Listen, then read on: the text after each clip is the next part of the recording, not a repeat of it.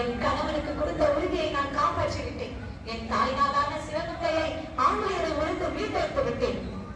இந்த வெற்றிக்கு காரணமான குயிலே ஆசிரியரே, குயிலிகள் முழுகி தீ வைத்துக் கொண்டு ஆயுத கிடக்கு குதித்து விட்டார். அப்படியா? வீரத்தின் வீரியம் மாண்ட